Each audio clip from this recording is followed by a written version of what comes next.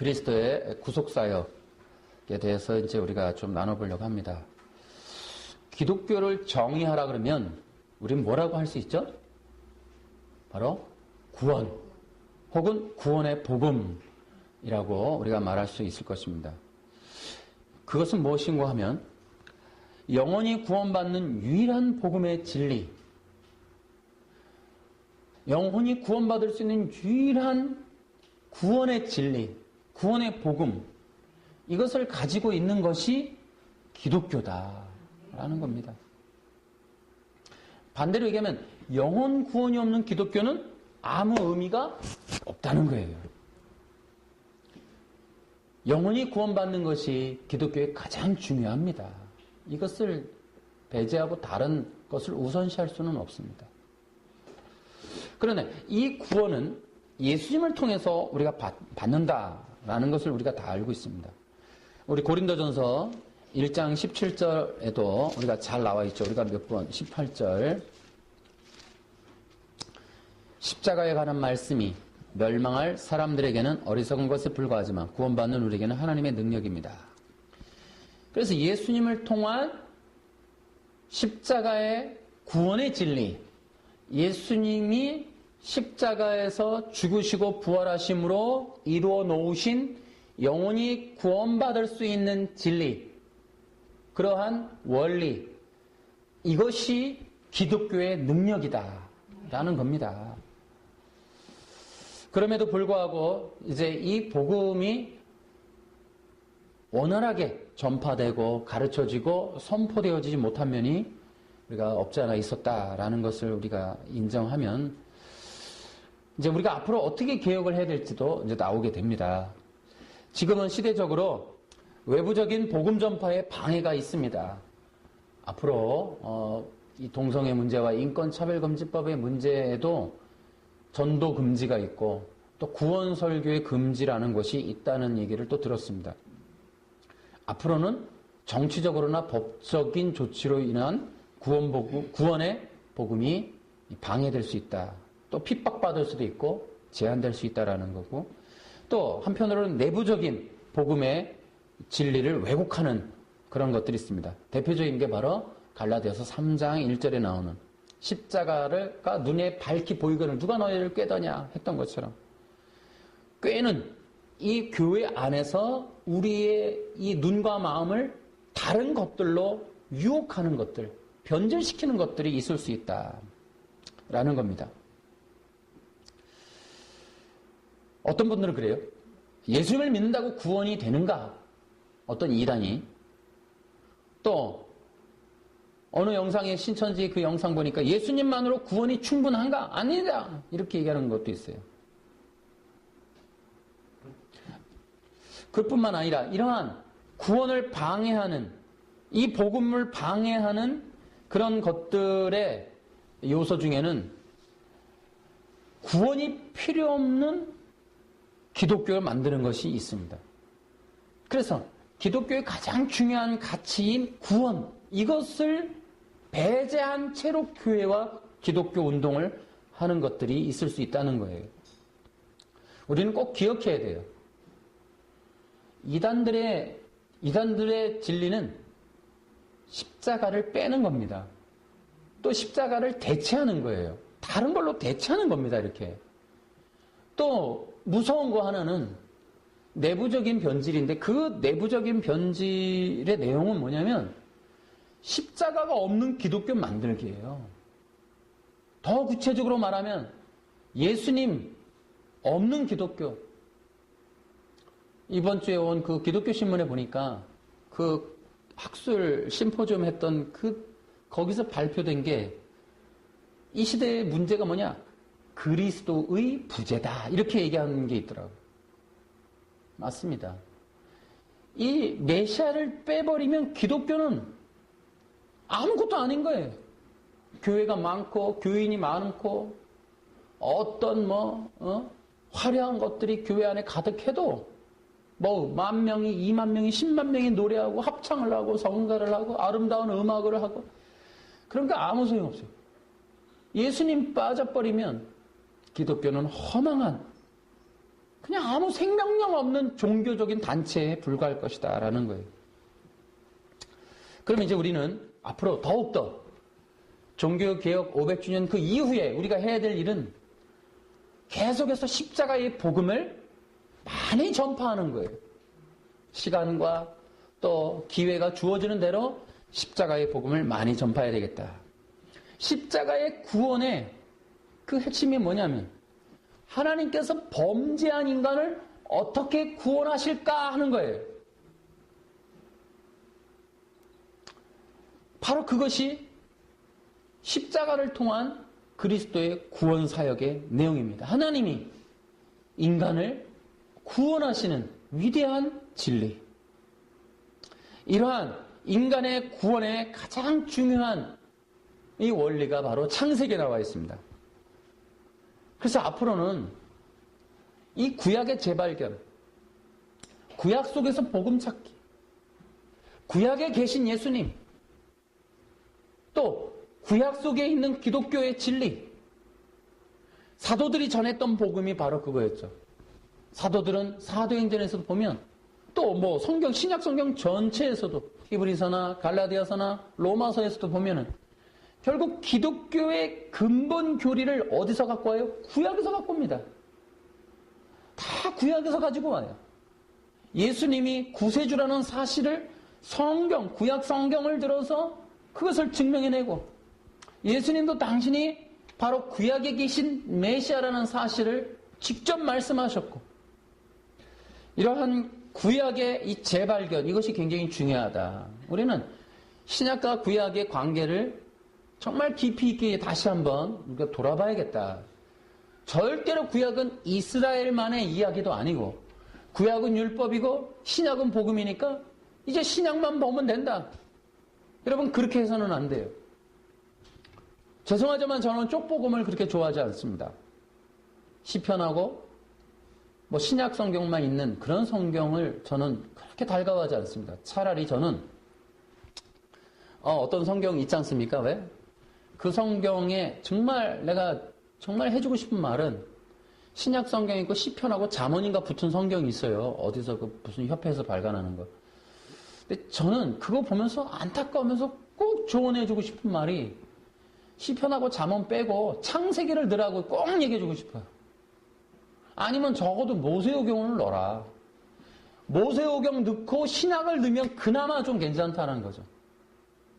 정말 그랬으면 좋겠어요. 앞으로 제가 어느 군부대 가니까 그 성경책이 그냥 엄청나게 많더라고. 요만하게 생겼는데 뭐 여기다 이렇게 넣어갖고 다니라고 하는 성경 같은데 그 성경 보면서 늘 안타까워요. 모세오경 아예 안 되면 창세기라도, 창세기 하나만이라도. 물론 레위까지 있으면 뭐 기가 막히죠. 그러니까 이 출애굽이 또 너무 귀하죠.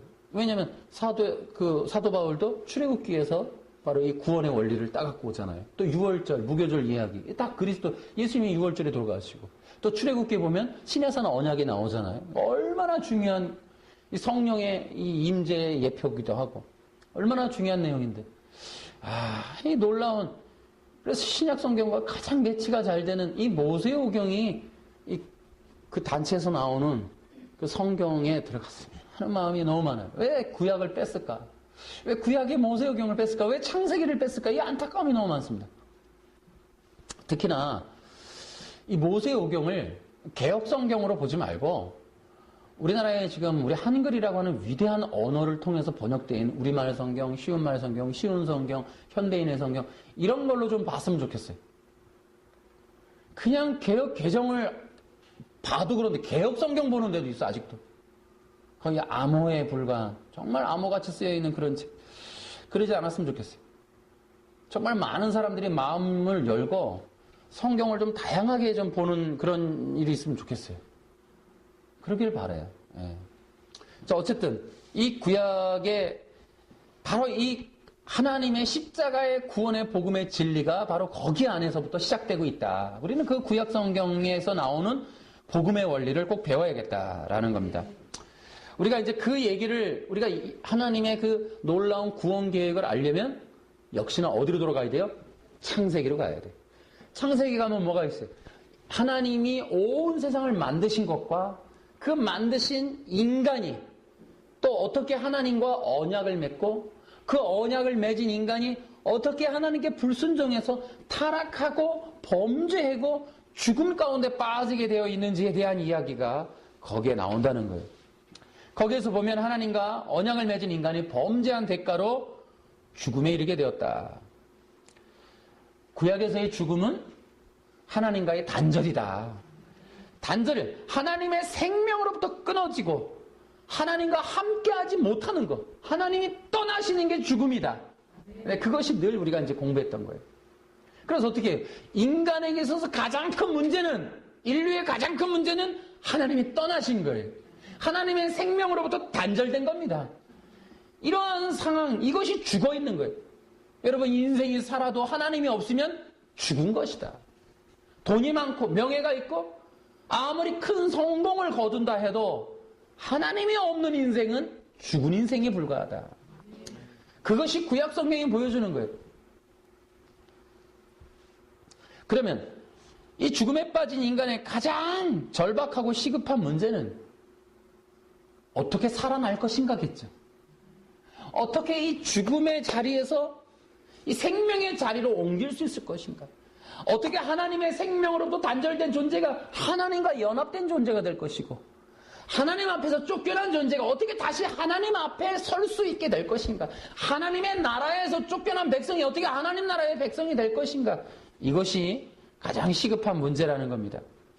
왜냐하면 아담의 범죄로 인하여 모든 인간이 다 죄와 죽음에 갇혀 있기 때문에 그렇습니다. 그렇다면 죄 아래에 있는 인간, 현재 죽음에 빠져 있는 인간, 창세기 2장 17절에 먹으면 정령 죽으리라 했던 그 언약 조항대로, 그 언약의 결과대로 지금 현재 죽어 있는 그 인간이 어떻게 해야 살아날 수 있을까? 당연히 이 죄의 문제와 죽음의 문제가 해결이 돼야 됩니다.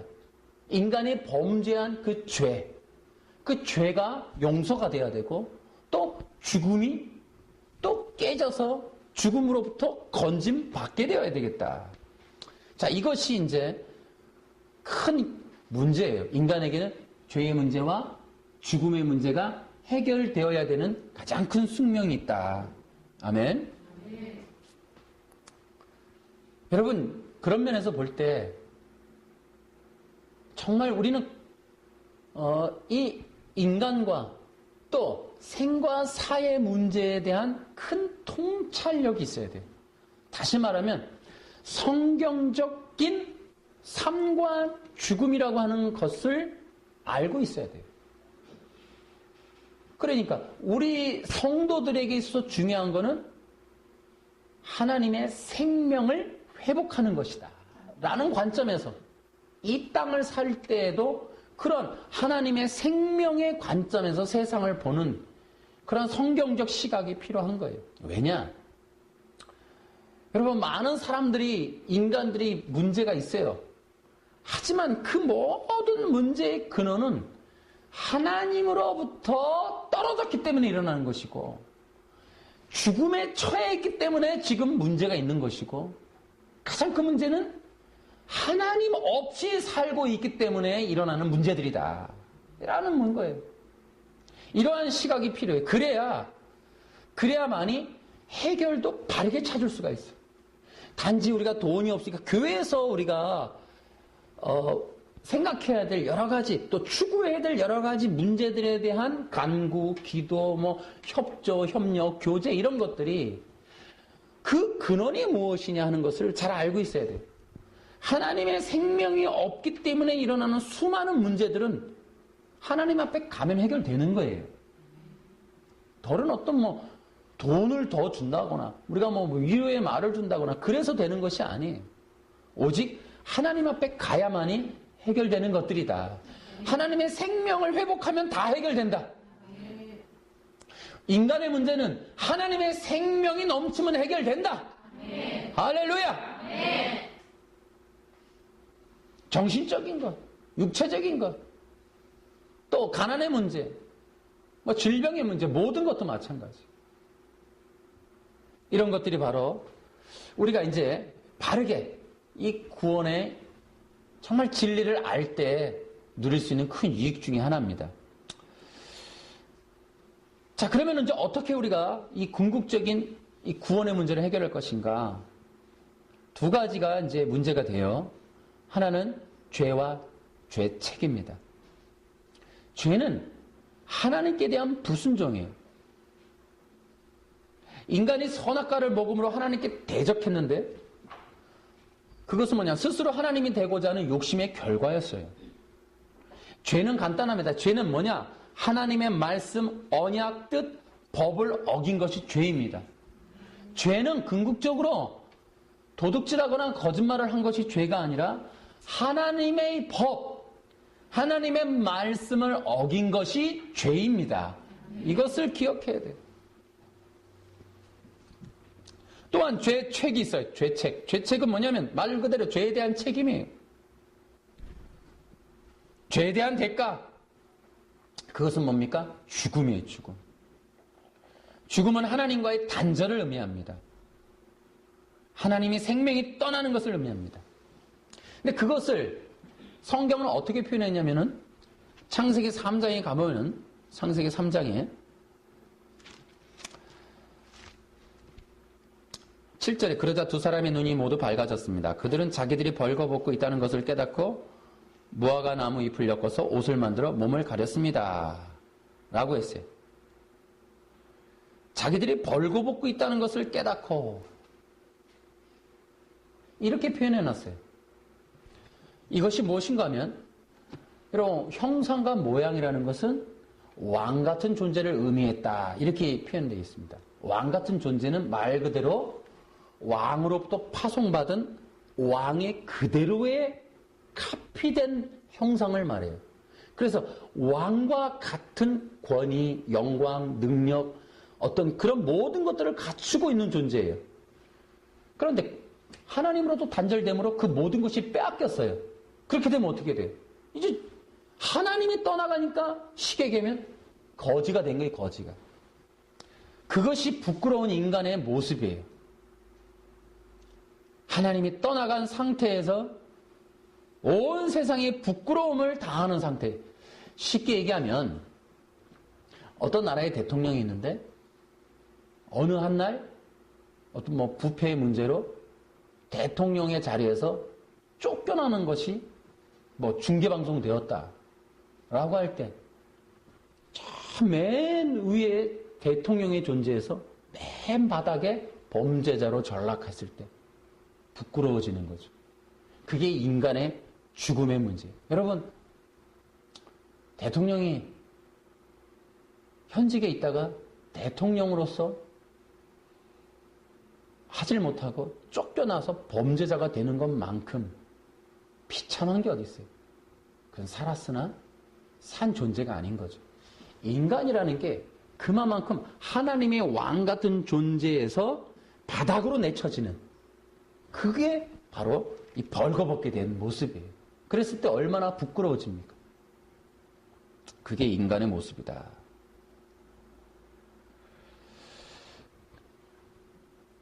이제 그것이 문제가 아니라 이제 또 하나님의 생명이 없는 존재, 즉 죽은 존재로 사는 것이 이것이 이제 가장 큰 문제가 되는 거예요. 한 번에 끝나는 게 아니라 이제 계속적으로 죽은 존재로 살게 되는 거예요.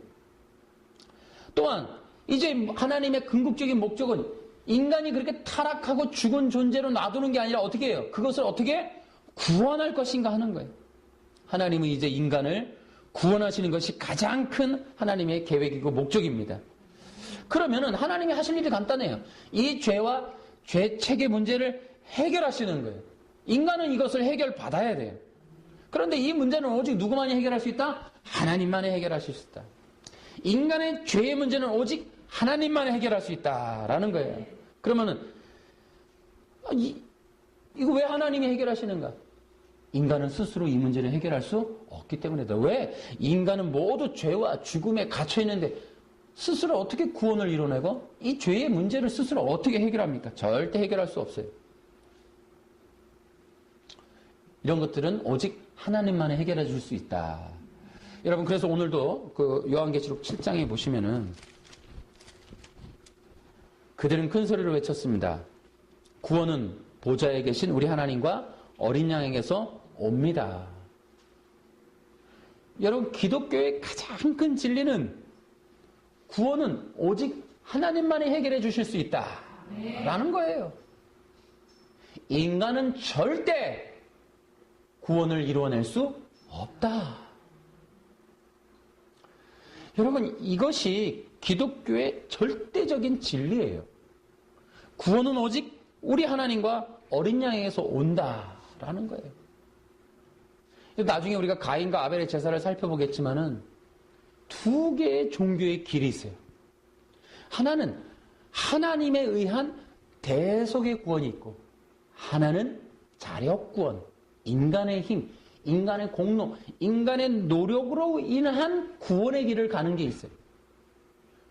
우리가 흔히 이제 불교 같은 것도 그렇게 얘기하잖아요. 자력 구원이다. 도통하고, 또 해탈하고, 또 많은 이 고난 스스로 이 고행의 길을 걷고, 어떤 거기에 대한 보행을 하고, 그렇게 해서 구원을 이루어내는 인간의 이 종교가 있고, 하나님에 의한 대속의 구원, 곧 기독교의 구원의 진리가 있습니다. 이 두 개의 진리를 보여주는 게 가인과 아벨의 제사의 사건이에요. 자, 이걸 통해서 우리가 볼 수 있는 것은, 저는 앞으로도 이 그리스도의 구속 사역을 통해서 저는 꼭 한 두 가지 정도. 하나는 성도들이 그리스도의 십자가의 구원의 진리 위에 올바로 서게 되는 것이 저의 첫 번째 목적이에요. 그리고 그와 아울러서 여러분들이 이 그리스도의 구속 사역을 통해 오직 메시아 대신, 그리스도 대신 예수님만을 영화롭게 하고 예수님의 영광을 또 우리가 올려드리는, 또 그 영광된 그 이름을 불러드리고 예수님의 놀라운 십자가의 구원을 우리가 전파하는 그런 일이 있게 되기를 바랄 뿐입니다. 또 하나는 이 그리스도의 구속 사역이 잘 밝혀지고 잘 드러나게 되면은 반드시 가인의 길, 곧 인간의 자력 구원의 그 진리를 주장하는, 거짓된 진리를 주장했던 그 수많은 거짓된 신학자들과 거짓된 종교인과 거짓 선생들의 그 라인들, 오늘날에도 이어지는 구원의 취소를 주장하는 자들이 부끄러워지게 되는 것이 저의 목적이에요. 여러분, 그리스도의 구속 사역이 정말로 영광스럽게 전파되면 인간의 자력 구원을, 인간의 그 공로의 구원을, 인간의 선행 구원을 주장하고 전파하고 가르치고 외쳤던 거짓된 수많은 가인의 길에 서 있는 설교자들을 부끄럽게 하고 말 겁니다. 구원이란 인간이 만들어내는 것이 아니고 오직 하나님에게서 온다. 1517년에 종교개혁의 방망이는, 어떤 분은 그 기사에서 보니까 어떤 분이 지금 문제가 났어요. 기독교와 카톨릭이 연합할 수 있다. 이 논문을 발표해갖고 또 어떤 분이 또 논란의 중심에 갔어요. 하필이면 이때 그런 얘기를 하는 분이 또 있어요. 보면 또 신기합니다. 근데 그분이 얘기하는 게 그래요. 카톨릭과 기독교의 다른 점은 교회론 뿐이다. 라는 병원 진단받으셔야 될 얘기를 하고 계시더라고. 여러분, 카톨릭과 기독교의 가장 큰 차이는 구원론이에요. 여러분, 종교개혁이 뭡니까? 로마 카톨릭이 외쳤던 면죄부로 대신되는 거짓 복음을 뒤집어서 이신칭의의 구원 복음을 선포했던, 여러분, 로마서 1장 17절로 인하여 기독교가 탄생한 겁니다. 위대한 구원의 문이 열린 것이 종교개혁임에도 불구하고 이 구원을 배제하고 교회론이 중요하다, 이런 얘기를 했어요. 진단받으셔야 될 것 같은데. 안타까울 뿐이에요. 여러분, 바벨 종교에는 바벨 종교 전략이 있다고 우리가 계속 살펴봤어요. 반드시 여러분, 바벨 신학이 있습니다. 바벨탑을 지었던 그 바벨론 세력들, 음녀, 그 음녀의 세력들에게서 재조립되고 왜곡돼서 형성된 이 바벨 신학이 있어요. 우리도 흔히 뭐 자유주의 신학이다, 또 뭐 편집설이다, 뭐 이런 얘기를 합니다. 다 바벨 신학이죠, 뭡니까? 마테마가, 누가, 요한, 결국 편집된 거다. 모세 오경, 모세가 편집한 것이다. 근동지방에서도 어떤, 그래서 뭐 문서설, 뭐 편집설, 이런 얘기를 합니다. 그거 다 바벨 신학이죠. 자유주의, 다 바벨 신학이죠.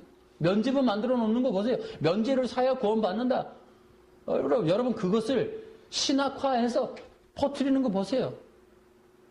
그게 바벨 신학이지 뭡니까? 그게 오늘날에도 왜 없어요? 그 아류들이, 여러분, 여호와 증인이나 보세요. 아닌 게 어디 있어요? 오직 예수님만이, 오직 예수의 피만이 우리가 구원에 이를 수 있는 유일한 구원의 진리다 라고 외치는 건 이게 온전한 기독교 신앙이에요.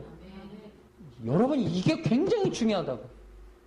그래서 십자가의 복음, 그리스도의 구속 사역이 오직 하나님이 만들어 놓은 인간을 구원하기 위한 유일한 진리요, 유일한 구원의 복음이라는 사실이 증거되고 증명되고 외쳐지고, 그것을 믿는 자가 많아지고 그것이 구원의 길로 나아가는 유일한 진리가 되면은 지금 이 시대에 바벨 신학이라는 게 분별이 될 수 있고, 특히나 구원의 취소를 말하는 그 알미니안주의자들,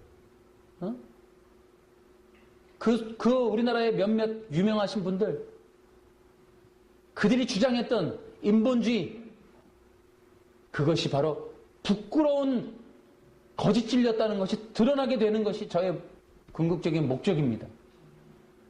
그것을 부끄럽게 하는 거예요. 오직 성경에 기록된 예수님만이 우리를 구원에 이르게 하실 수 있다라는 이 진리를 여러분과 제가 고수해야 됩니다. 에베소서 보세요. 에베소서 1장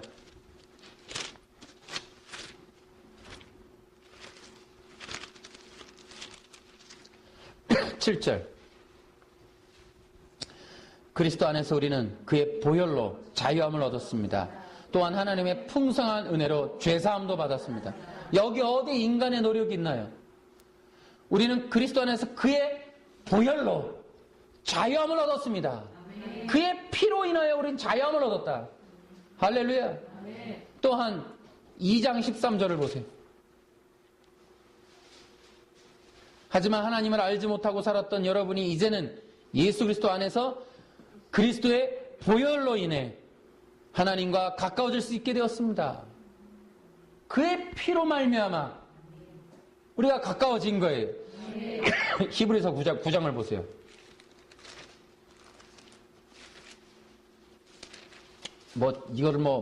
히브리서 같은 경우는 전체가 요절이라 해도 과언이 아니에요. 14절, 9장 14절. 그렇다면 영원하신 성령을 통해 하나님께 자기 자신을 완전한 제물로 드린 그리스도의 피는 어떻겠습니까? 그의 피는 죽음에 이르게 하는 행동에서 우리의 마음을 깨끗하게 하고 살아계신 하나님을 섬기는데 부족함이 없도록 할 것입니다. 아멘. 또 20절 보세요. 그리고 이것은 하나님께서 여러분에게 순종하라고 명령하신 언약의 피. 모세는 성막과 예배에 쓰이는 모든 물건에도 그런 방법으로 피를 뿌렸습니다. 율법은 거의 모든 것이 피로 쏟고 깨끗해지며 시작. 피 흘림이 없으면 죄 용서도 없다고 말합니다. 아멘. 아멘. 그리스도의 피가 아니면 우리 죄 용서 받을 수 없습니다. 아멘. 인간의 어떤 노력, 공로, 어떤 선행으로도 절대로 죄 용서함을 받지 못합니다. 아멘. 그것이 구약의 레위, 또 신약의 히브리서가 보여주는 진리입니다. 놀라운 구원의 진리, 레위기에 담겨 있어요. 반드시 인간의 죄가 용서받으려면 피가 들여져야 돼. 피. 다시 말하면 죽음, 대속의 죽음. 이 범죄에 대한 대가는 죽음이니까 이 죽음을 대신 담당할 대속의 피, 대신 받아야 할 죽음의 대가인 피, 이 죽음의 생명을 담보하는 피, 이 피가 하나님 앞에 드려져야만 죄 용서가 이루어진다라는 거예요. 그 피가 구약에서는 어린 양으로, 또 임시적으로, 또 부분적으로나마 모형으로서 역사되었지만은, 그러나 어떻게 인간의 죄가 어린 양, 짐승의 피로 완전해집니까? 안 된단 말이에요. 그건 모형에 불과해요. 그것이 히브리서의 얘기예요, 이 얘기가. 그러니까 구약에서는 임시적이고 부분적으로 하나님 앞에 용서 안 받고 하나님의 임재 가운데 나아갈 수 있었어요. 어떻게 해요? 이스라엘 백성들이 하나님 앞에 셰카이나를 경험하는 것 누구만? 대제사장만. 그러니까 부분적이지. 또 임시적이야. 한시적으로만 그것이 허용되었어요. 그러나 이제 누구나 다 영원한 속죄를 받으려면 예수님의 피가 필요한 거예요. 그 예수님의 피가 우리의 인간의 죄를 용서하는 유일한 구원의 피입니다. 여러분, 왜 예수님만이 유일한 피냐? 예수님이 구약에 이 구원자로 예언된 여자의 후손의 이 계시를 온전하게 성취하신 유일한 분이시기 때문에 예수님의 피만이 우리를 속죄하십니다. 그러면 어떻게 예수님만이 여자의 후손이라는 게 증명이 될 수 있겠습니까? 여자의 후손이라고 하는 예언된 그 계시는 아들로 오시고, 또 인간의 몸으로 오시고, 또 동정녀에서 탄생하시는 성령의 잉태로 오시는 분이시고, 그분이 죽으시고 부활하신단 말이에요. 이러한 여자의 후손의 예언의 말씀, 예언의 계시를 그대로 성취하신 유일한 분이 예수님이세요. 그러면 어떻게 그것을 알았는가? 예수님이 탄생해서 초림하셨을 때는 아무도 몰랐어요. 제자들도 몰랐어요. 그럼 제자들이 언제 그가 진짜 그리스도인 걸 깨달았느냐? 부활하시고 나서. 아멘. 그리스도가 부활하셨을 때에 그들이 확신할 수 있었어요.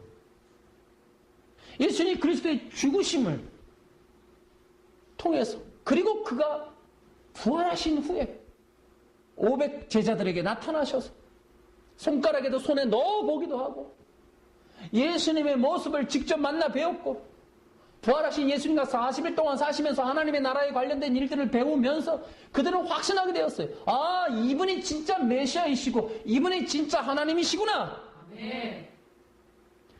그래서 예수님이 또한 부활 승천하시는 걸 봤어요. 그들은 구름 타고 승천하시는 걸 봤어요. 확신이 안 생길 수가 없어요.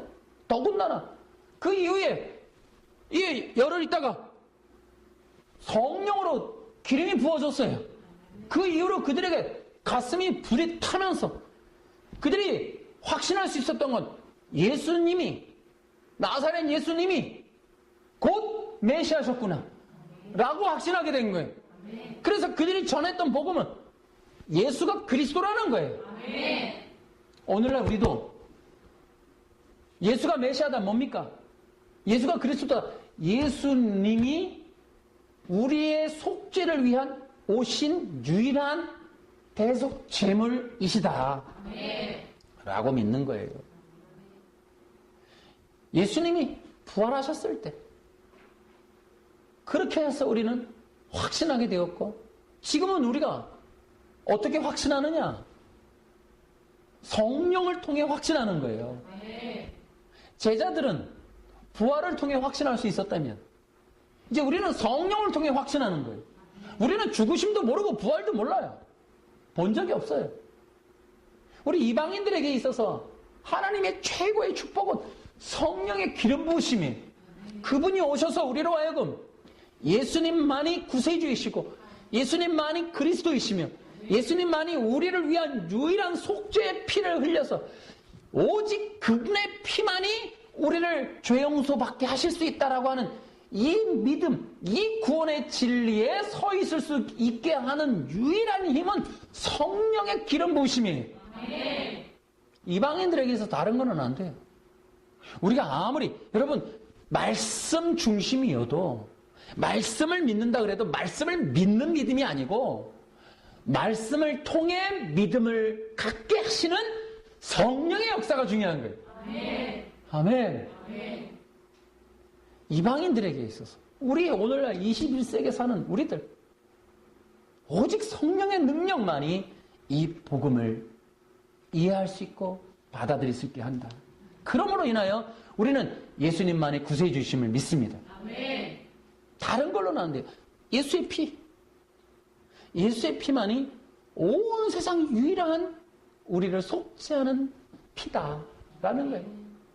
그러한 예수님만을 우리의 구세주라고 믿을 수 있도록 또한 성경은 구약 성경의 레위기서부터 계속해서 이 창세기에서 예언된 이후로 실제적인 속죄와 제사와 또 그 밖에 이 예언자들을 통한 예언, 시편을 통한 이 예언을 통해 우리로 하여금 예수님을 증언받게 했어요.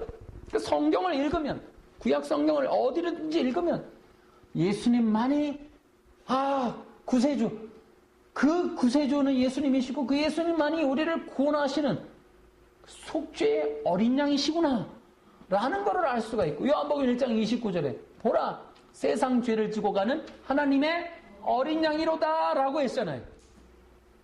그 어린 양, 그 어린 양이 그 피 흘림으로 인하여 대속의 구속, 대속의 피 흘림, 대속의 죽음을 통해서야만이 대속으로 누군가 이 피 흘려 죽음으로 인하여 죄값을 치름으로 인간이 구원받을 수 있다고 하는 이 대속의 구원의 진리. 인간은 절대 인간 스스로 되는 것이 아니라 대속의 누군가 우리를 위한, 인간을 위한 피 흘림의 죽음이 있었기에 인간이 용서받고 생명을 얻을 수 있다고 하는 이 구원의 진리가 기독교의 진리입니다. 아멘. 누군가 우리를 위해서 죽어야만 돼. 죽음의 피 흘림을 누군가 갚아줘야만이 되는 거예요. 인간이 노력하고 공로를 행하고 뭔가 좋은 생각을 하고 되는 게 아니에요. 인간의 유일한 구원은 누군가 우리를 대신한 이 피 흘림의 역사가 있어야 한다는 거예요. 이사야서 53장을 보세요.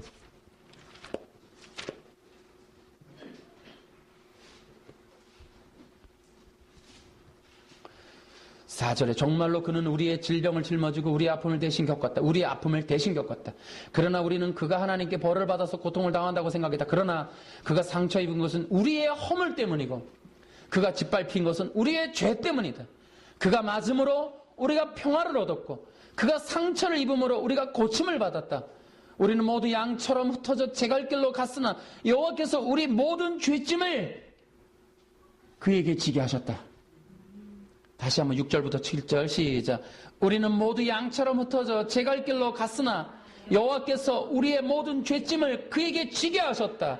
그는 매를 맞고 고난을 당했으나 마치 도살장으로 끌려가는 어린 양같이 아무 말도 하지 않았다. 털을 깎이는 양과 같이 잠잠하고 입을 열지 않았다. 사람들이 정의를 짓밟고 그를 거칠게 끌고 갔다. 그가 살아있는 사람들의 땅에서 끊어졌으니 그 사람 가운데서 어느 누가 자기들의 죄 때문에 그가 죽임을 당했다고 생각하겠는가? 아멘. 아멘. 보세요. 그가 상처 입은 것은 우리의 허물 때문이라고. 그가 짓밟힌 것은 우리의 죄 때문이라고. 아멘. 아멘. 여호와께서 우리의 모든 죄짐을 그에게 지게 하셨다. 아멘. 이것이 그리스도의 대속의 사역인 거예요. 하나님이 만드신 것은 우리 인간의 죄짐을 우리 인간이 지고 가게 하는 게 아니라 그 죄짐을 벗겨서 다른 대속의 제물에게 던져버리는 거예요. 그러면 대속의 제물이 인간의 죄를 지고 그 죽음의 길을 걸어가는 겁니다. 그러면 인간의 죄가 스스로의 노력에 의해서 없어지는 게 아니라 다른 대속의 제물에 의해서 없어지는 거예요. 이것이 하나님이 세워놓은 은혜의 복음입니다. 인간을 사랑하시고 인간을 구원하기 위한 최고의 인자하신 방법은 대속의 제물을 예비하시는 거예요. 그래서 인간을 죄로부터 구원하시겠다. 이것이 우리가 믿고 있는 이 십자가의 복음의 진리입니다. 그러므로 우리는 이 십자가의 복음 때문에 지금 구원받았고 생명을 받았습니다. 여러분 믿으십니까? 예수님이 있으니까 우리는 구원받은 거고, 예수님의 그 대신 십자가에서 흘린 피 때문에 우리는 살아날 수 있었습니다. 이것을 자랑하십니까? 예수의 피가 자랑스럽습니까? 예수의 피가 우리의 능력이 되고 있습니까? 예수의 죽으심으로 말미암아 우리는 우리의 생명의 능력을 발휘하고 사는 거예요. 여러분, 예수의 피 앞에 어느 누구도 자랑할 수 없고 교만할 수 없어요. 자기 의를 드러낼 수 없어요. 이 예수님의 십자가에 죽으시는 피밖에는 아무것도 우리는 자랑할 것이 없어요. 그것이 기독교예요. 저는 이것을 믿습니다. 저는 이것을 절대 고수할 거예요.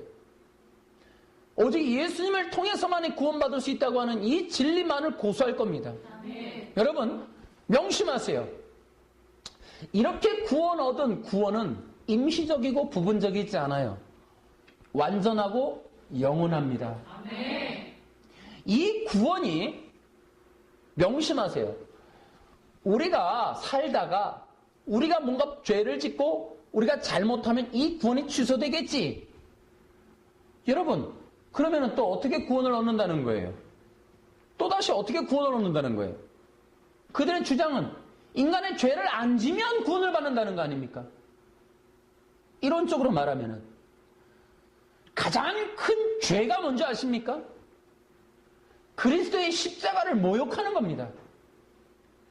그리스도의 피의 공로를 무력화시키고 부분으로 만들고 효력이 없게 만드는 거예요. 여러분, 가장 큰 성령 회방죄는 예수 그리스도의 구원의 진리를 가로막고 예수님의 그 놀라운 구원의 효력을 무력화시키는 것, 이것이 가장 큰 복음의 훼손이며 하나님께 대한 가장 큰 반역입니다.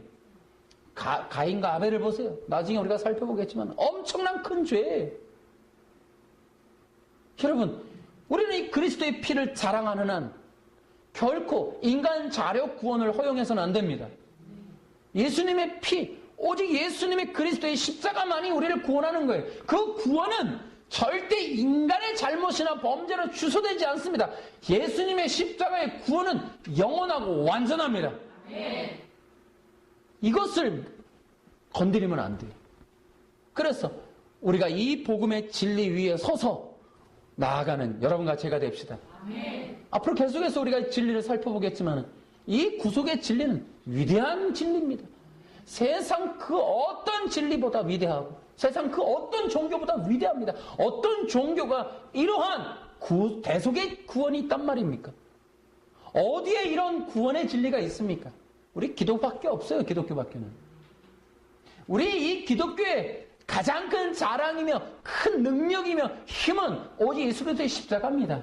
이 십자가에서 사단의 권세가 끊어져 버리고 박살났고 죽음의 권세가 끝났고 죄가 용서되었으며 우리 인간의 모든 죄책이 끝나버렸어요. 십자가는 우리가 자유케 되는 능력입니다. 영혼을 구원하는 능력이에요. 인간을 죄와 사망과 죄의 종노릇과 사탄의 손아귀에서 건져내는 놀라운 능력은 십자가의 복음입니다. 영혼을 자유케 하는 최고의 무기는 십자가입니다. 이 십자가를 자랑하는 여러분과 제가 됩시다. 그래서 이 십자가를 전함으로 묶여있는 영혼들이 자유케 되는 역사 있길 바랍니다.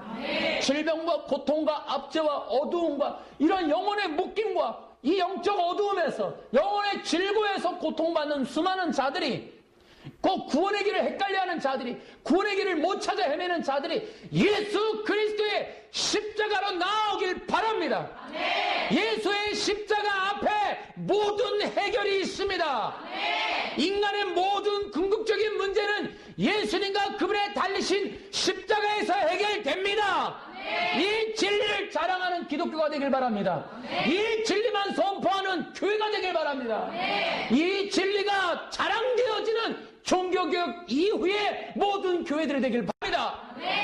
여러분과 제가 이 십자가의 진리에 서 있는 신앙인이 되고 전도자가 됩시다.